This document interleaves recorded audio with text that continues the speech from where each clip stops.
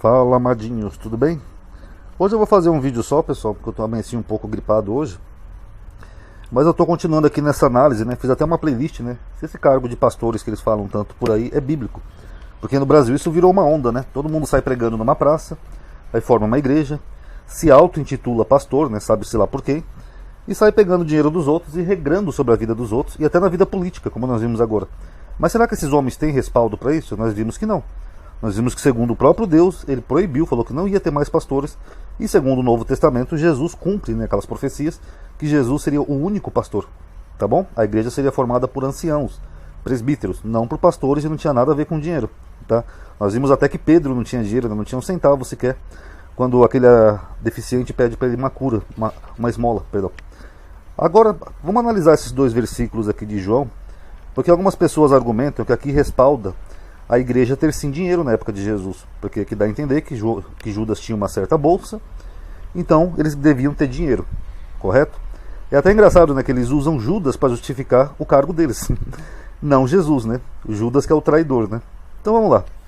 Em João 12,6 diz assim, ó: ora, ele disse isto, não pelo cuidado que tivera dos pobres. Aqui ele está falando quando Judas fala para Jesus que não teria sido melhor vender aquele óleo, né, aquele unguento, e ajudar os pobres. Por que não vendeu esse óleo, Jesunaro? Podia ter ajudado os pobres.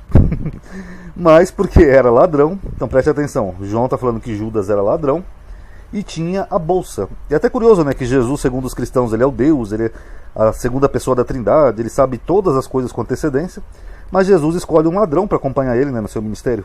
Enfim, João está chamando ele de ladrão, está falando que ele tinha uma bolsa, e qual era a prática dele?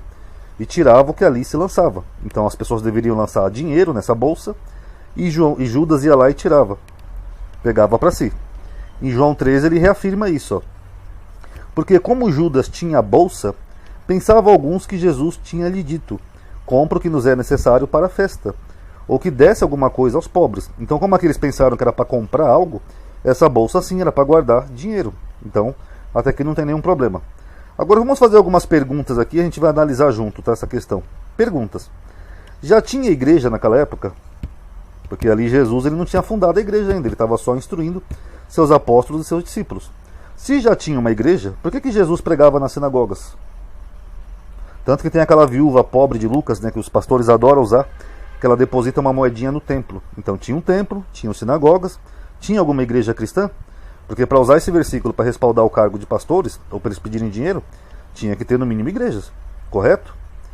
Segunda pergunta: por que quando Jesus mandou os apóstolos pregarem, ele os proibiu de terem dinheiro, que nem nós vimos já em 3 vídeos? Eu não vou nem colocar mais aqui, porque senão vai ficar redundante, mas ele falou: não levais cobre, nem prata e nem ouro, nada, nem bolsa pelo caminho. Porque ele mandou eles pregarem, tanto os apóstolos quanto os 70 discípulos. Aí eu pergunto, o ato de pregar o evangelho é a mesma coisa de aprender? Tem essa equivalência? Porque ali os apóstolos estavam aprendendo com Jesus. Mas quando Jesus manda eles pregar, Jesus já proíbe o dinheiro. Ele fala: olha, de graça recebeste, de graça dai. Na verdade, o único que recebeu dinheiro foi o Judas, para entregar Jesus. Parecido com muitos pastores hoje, né? Se João está chamando Judas de ladrão, por retirar o dinheiro da bolsa, perdão, por que os pastores fazem isso? Paulo não falou lá em Coríntios que os cristãos deveriam ser imitadores de Cristo? Então eu acho meio estranho isso. Se Paulo fala para sermos imitadores de Cristo, por que os pastores são imitadores de Judas? E por que João está criticando aqui o fato de Lucas tirar o dinheiro e chamando ele de ladrão? Quer dizer que o dinheiro não era para ele, o dinheiro deveria ter um bem em comum. Parecido lá com Atos, onde eles dividiam tudo de acordo com as necessidades de cada um, que nós vimos naquele último vídeo, tá bom? Se Judas ficava com a bolsa e roubava, por que ele vendeu Jesus por 30 moedas de prata? Ele já não tinha o dinheiro bastante ali da bolsa que ele roubava? E por que os pastores vendem hoje, se Jesus mandou pregar de graça? De graça recebeste, de graça dai. Não levai alforje nem bolsa, não tenhais ouro, nem cobre, nem prata. Por que os pastores não obedecem Jesus, mas se assemelham mais a Judas Iscariotes? Meio confuso isso, né? Se você frequenta essas igrejas, você que está vendo esse vídeo, vocês deveriam se questionar isso. O que vale mais, a palavra de Jesus para um cristão ou a palavra dos pastores? Analise aí. Aí depois ainda querem ser salvos, ainda querem pregar para todo mundo, acham que vão para um paraíso ou que vão ser arrebatados. Vocês acham mesmo que Jesus ele salvaria pessoas que não obedecem ele? Uma pergunta reflexiva e profunda, viu? Reflito aí. O ministério de Jesus era composto por ele, seus apóstolos e discípulos, que nós já vimos aqui uma série de vídeos. Então provavelmente eles recebiam ofertas para se alimentarem. Nós vimos em todos esses vídeos anteriores que em nenhum momento envolve dinheiro, nem lá em Gálatas, nem em Efésios, tudo gira em torno de alimento. Jesus permite que eles se alimentem. Então, esse dinheiro que supostamente eles deveriam receber de ofertas era para o alimento dele e dos apóstolos. Até porque eles tinham abrido mão de tudo, segundo Mateus, né, de casa, de esposa, de tudo, para seguir Jesus. Então, eles tinham que se alimentar de alguma forma. Então, esse dinheiro provavelmente era para isso, não era para acumular riqueza nem para comprar coisas. Eu vou provar aqui nesse vídeo para vocês. Os textos bíblicos não indicam acúmulo de riqueza, senão Jesus se contradizeria. Vamos ver alguns versículos aqui, ó. Mateus 6, 19 e 20. Jesus disse: Não ajunteis tesouro na terra, onde a traça e a ferrugem tudo consomem, e onde os ladrões minam e roubam. Mas ajuntai tesouros no céu, onde nem a traça nem a ferrugem consomem, e onde os ladrões não minam nem roubam. Então o que Jesus está falando aqui? Ó? Não tem dinheiro na terra não, você tem que juntar tesouro no céu, tesouro espiritual, não bens materiais. Esses pastores, eles juntam tesouros espirituais, pessoal? Pastores aí com mansão, trocam de carro todo ano, alguns até com jatinho, tem um até com banco aí, uma emissora de TV. Será que esse pastor está seguindo aqui o que Jesus falou? Reflitam aí. Mateus 8:20. E disse Jesus: As raposas têm covis, e as aves do céu têm ninhos, mas o filho do homem, que é ele mesmo, não tinha onde reclinar a cabeça. Ué, se essa bolsa então era que Judas era o tesoureiro da igreja, né? Ele tinha tanto dinheiro assim, né? Como se fosse uma igreja moderna. Por que Jesus não tinha dinheiro para se hospedar em algum lugar para dormir? Porque ele mesmo está dizendo que ele não tinha nem sequer aonde reclinar a cabeça. Com esse dinheiro não daria para alugar uma hospedagem? Ah não, Madinho, mas é que Judas roubava e Jesus não sabia disso? Jesus não percebeu que eles estavam roubando ali no nariz dele? Ele não é o rei do rei, o senhor dos senhores, o Deus encarnado? Então meio estranho isso, né? Imagina Jesus perguntando para Judas: Judas, quanto conseguiste hoje para nós comermos? Ah, Jesunaro, hoje eu consegui só uma moedinha, ninguém deu nada. Será que Jesunaro não ia perceber que ele estava roubando? Como é que João percebeu, o autor do evangelho? João soube como? Fora que os evangélicos acreditam em revelação, profecia, essas coisas. Se Jesus era o próprio Filho de Deus, ele perceberia. Ele seria avisado, nem que fosse pelo Espírito Santo, né? Deus falaria para ele: Jesus, abre o olho, tá vendo aquele cara ali, ó? Ele é traíra. Mas enfim, Mateus 21, 1:3, Jesus diz: E quando se aproximaram de Jerusalém e chegaram a Betfagé, ao Monte das Oliveiras, enviou então Jesus 2 discípulos, dizendo-lhes: Ide à aldeia que está defronte de vós, e logo encontrareis uma jumenta presa e um jumentinho. Aqui, ó, a jumenta e o jumentinho, eles nunca andam só. Desprendei-a e trazei-mos. E se alguém vos disser alguma coisa, direis que o Senhor os há de mister, ele precisa dela, e logo os enviará, ou seja, de volta. Então Jesus pega uma jumentinha emprestado.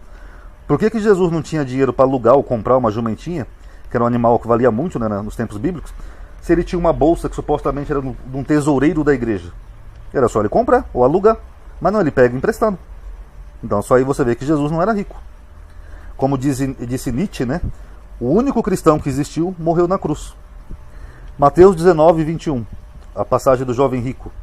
Disse-lhe Jesus: Se queres ser perfeito, vai, vende tudo o que tens e dá aos pobres, e terás um tesouro no céu. Olha aqui, ó, o tesouro no céu, que ele falou ali em cima para juntar um tesouro no céu. E vem e segue-me. Então como se conseguia esse tesouro no céu que Jesus falou? Abrindo mão de todos os bens materiais. Ó, vende tudo que tem. Ele não falou algumas coisas, ele falou tudo e dá aos pobres. Então, segundo o Novo Testamento, para conseguir um tesouro do céu, não é comprar terreninho no céu, como alguns pastores vendem, ou fazer fogueira santa, essas bobagens. A pessoa tinha que abrir mão de tudo, viver uma vida de caridade e ajudar os pobres. Algum pastor faz isso? Eu não conheço nenhum, pessoal. Na verdade, eu conheço uma pessoa que faz isso, vou até ser honesto aqui, um cristão que eu respeito, que é o padre Júlio Lancelotti. Ele vive só de ajudar os pobres, de levar alimento, agasalho, tentar ajudar os viciados em drogas a se recuperarem. Aquele é um verdadeiro cristão, segundo a Bíblia. Jesus disse aqui em Mateus 6, 24: Ninguém pode servir a 2 senhores, porque há de odiar um e amar o outro, ou se dedicará a um e desprezará o outro. Não podeis servir a Deus e a Mamon, que é o dinheiro. E aí, pessoal, como é que fica? Então, um líder espiritual não deveria ter dinheiro, porque senão ele ia acabar se corrompendo. Como diz lá em Timóteo, que ele fala assim: o amor ao dinheiro é a raiz de todos os males, porque o dinheiro corrompe. Então, um pastor ou um líder espiritual, ele deveria abrir mão do dinheiro. Ele deveria ter só o alimento, que nem eu falei nos outros vídeos, sustento, receber cesta básica, feijão, óleo, café, essas coisas. Claro, ele tem todo o direito de comer, até na casa do fiel, se fosse o caso, mas não envolve dinheiro. E por fim, vamos terminar de ler esse versículo aqui que é um pouco grande, mas vocês vão entender bem. Ó. Jesus dizendo: por isso vos digo, não andeis cuidadosos quanto à vossa vida, pelo que haveis de comer ou pelo que haveis de beber, nem quanto ao vosso corpo, pelo que haveis de vestir. Não é a vida mais do que o mantimento e o corpo mais do que o vestuário? Olhai para as aves do céu, que não semeiam, nem secam, nem ajuntam em celeiros. Se um direitista ver isso aqui, ele vai falar: vagabundo, comunista, como é que a gente vai produzir riqueza se não trabalhar? Vai para Cuba, vai para Galiléia de Cuba, vai. E vosso Pai Celestial as alimentas. Não tem de vós muito mais valor que elas? Inclusive uma moça comentou isso no meu canal, né? Ela falou que o comunismo é de vagabundos que não trabalham. Então Jesus é o primeiro comunista da história. E qual de vós poderá, com todos os seus cuidados, acrescentar um côvado à sua estatura? E quanto ao vestuário, por que vocês andam solícito? Olha os lírios do campo, pessoal, olha como eles crescem. Eles não trabalham e nem fiam, vivem de assistencialismo. Divino, no caso. Eu vos digo que nem mesmo Salomão, que foi o rei mais rico, né, da história segundo a Bíblia, e em toda a sua glória se vestiu como qualquer um deles. Oh, que interessante. Quem é esse deles que Jesus está falando aqui, pessoal? Alguém sabe? Alguém chuta? Esse deles aqui eram os fariseus da época, que pegavam o dinheiro dos fiéis e viviam luxuosamente, até mais que o rei Salomão. Olha que curioso, Jesus está condenando essa prática. O que é bem semelhante a alguns pastores modernos, né, que tem jatinho, tem mansões, tem não sei o que, se vestem com todo o glamour do mundo. É a mesma coisa. Então, segundo o próprio Jesus, esses pastores não têm valor algum. Pois, se Deus assim veste a erva do campo, que hoje existe, e amanhã é lançada no forno, não vos vestirá muito mais a vós, homens de pouca fé? O que ele está dizendo? Deus vai providenciar tudo. Tem até um versículo na Bíblia que minha mãe gostava muito, que fala assim: Deus proverá. Então não precisa ficar preocupado, sejamos estoicistas. Deus vai prover, pronto. Até curioso que eu pareço mais cristão que os cristãos, né? E eu não sou cristão. Mas enfim, ó. Não andeis, pois, inquietos, dizendo: que comeremos, ou que beberemos, ou com que nos vestiremos? Porque todas essas coisas, olha quem procurava isso aqui, ó. Os gentios procuram. Os não-judeus. Os gentios procuravam o que comer, o que beber, o que vestir, tinham essas preocupações materiais. É disso que Jesus está falando aqui. De certo, vosso Pai Celestial bem sabe que as necessidades de todas essas coisas. Mas buscai primeiro o reino de Deus, que é um reino espiritual, que nós vimos ali, e a sua justiça. E todas essas coisas, o comer, o beber, ou até mesmo o vestir, vos serão acrescentadas. Quer dizer que Deus iria suprir as necessidades deles.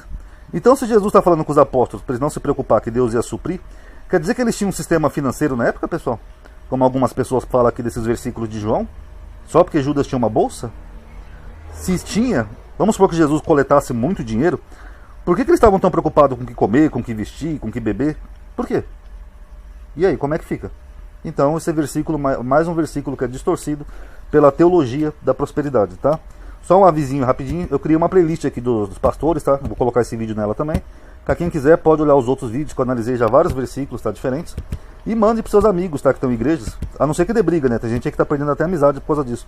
Mas as pessoas que estão tentando se libertar, elas têm que entender que o camarada, ele mesmo se faz pastor. E está completamente fora de acordo com o que Jesus disse, ou com o que a Bíblia diz. Tá bom, galerinha? Quem puder dar um like aí no vídeo. Obrigado aí por terem assistido, pessoal. Paz a todos.